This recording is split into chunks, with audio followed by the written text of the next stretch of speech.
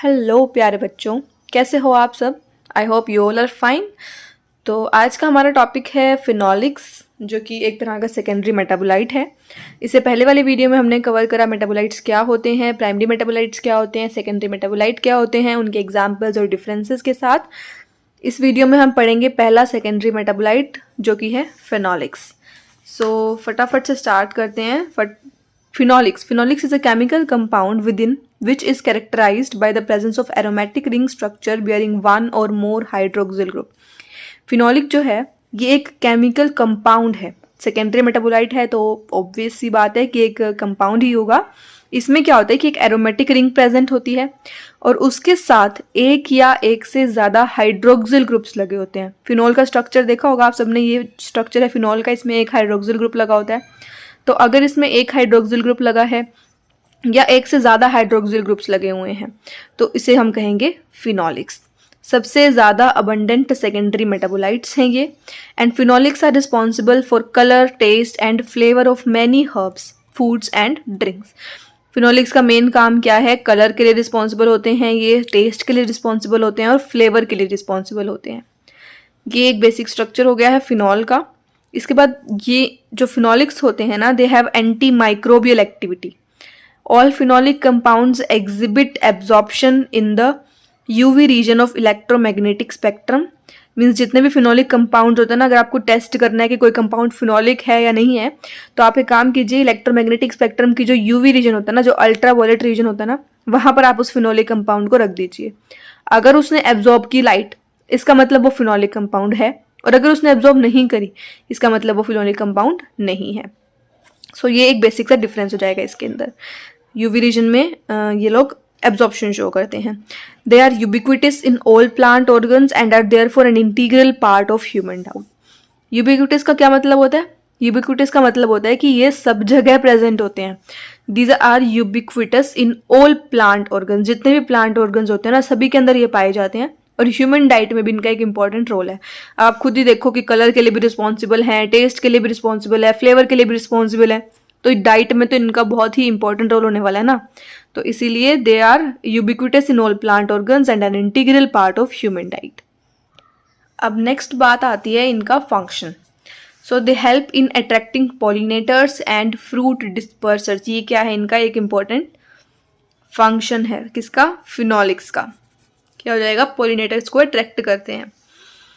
Next comes is the biosynthetic pathway. मतलब अब ये फिनोलिक्स बन कैसे रहे हैं, किस पाथवे से ये बन रहे हैं?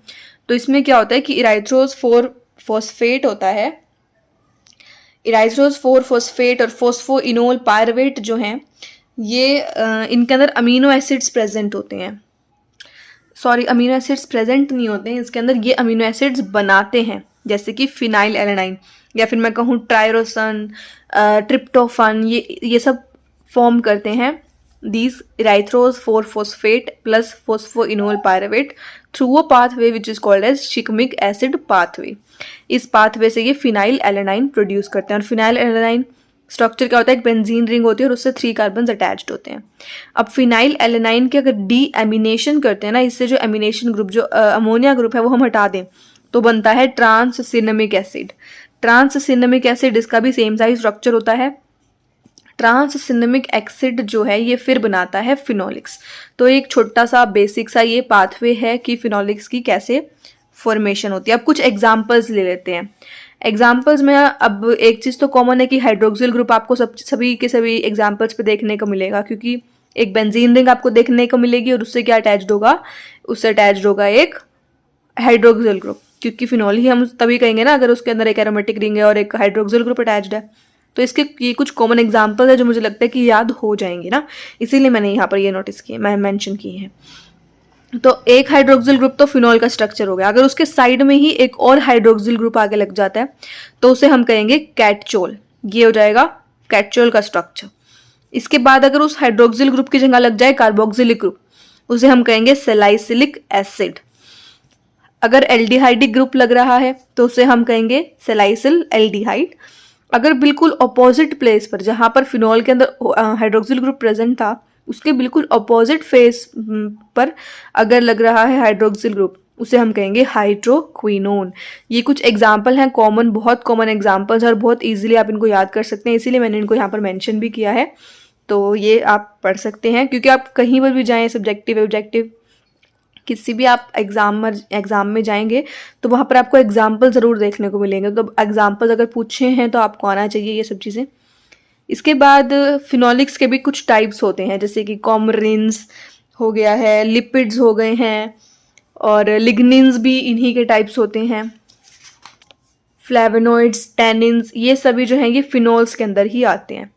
तो इनके बारे में एक छोटा छोटा सा रिव्यू ले लेते हैं फटाफट से कि ये होते क्या क्या हैं, क्योंकि इनके बारे में भी काफ़ी डिटेल में पूछ लेते हैं कई बार, या फिर बोल देते हैं कि टाइप्स ऑफ फिनोलिक्स आपको मेंशन करने हैं। तो फिनोलिक्स के अंदर यही सब चीज़ें आती हैं, coumarin, lipids, lignans, tannins, flavonoids. ठीक है, तो सबसे पहले है कॉमरिन। कॉमरिन क्या होता है? ये सबसे पहले आइसोलेट हुआ था 1820 में एक नेचुरल प्रोडक्ट से, जो कि है सीड्स। नेचुरल प्रोडक्ट क्या है? सीड्स। और कौन से प्लांट के लिए थे? डिप्टेरिक्स ओडोरेटा के। इसका दूसरा नाम क्या है? Coumarouna odorata, which belongs to family fabaceae और लेग्यूमिनोसी। तो जो कॉमरिन है वो सबसे पहले 1820 में आइसोलेट किया गया था डिप्टेरिक्स ओडोरेटा नाम के प्लांट के सीड्स से। इसका ऑर्डर जो है वो काफ़ी स्वीट होता है। अब स्वीट ऑर्डर है, खुशबू बहुत अच्छी है इसकी, तो इसको हम परफ्यूम बनाने के लिए यूज़ करते हैं। और ये एक तरह का फिनाइल प्रोपेनॉइड लैक्टोन है। क्या है ये? एक तरह का फिनाइल प्रोपेनॉइड लैक्टोन है। ये इसका बेसिक स्ट्रक्चर है। कॉमरिन का एक बेंजीन रिंग होती है, उसके साइड में एक और रिंग अटैच्ड होती है जिसमें कि आपको 2 ऑक्सीजन देखने मिलते हैं। तो ये एक कॉमरिन का कॉमन स्ट्रक्चर है। कॉमरिन का भी एग्जाम्पल है, इसका एग्जाम्पल हो जाएगा स्कोपोलैटिन। स्कोपोलैटिन जो है सबसे वाइड स्प्रेड कॉमरिन है प्लांट्स के अंदर। और ये कहाँ प्रेजेंट होता है? It is present in the seed coat and inhibits germination. Seed coat में प्रेजेंट होता है और जर्मिनेशन नहीं होने देता, ये उसको इनहिबिट करता है।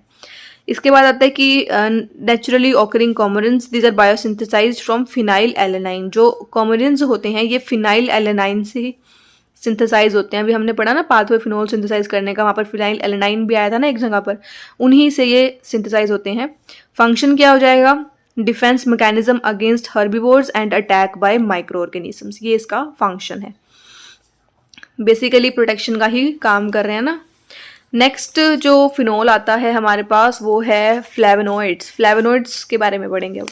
फ्लेवोनॉइड्स क्या होते हैं? ये वाटर सोल्यूबल फिनोलिक कंपाउंड्स होते हैं, वाटर में सोल्यूबल हो जाते हैं। And these are found in the vacuoles of plant cells. Plant cells की जो वैक्यूल पार्ट होता है ना, वहाँ पर ये फ्लेवोनॉइड्स देखने को मिलते हैं।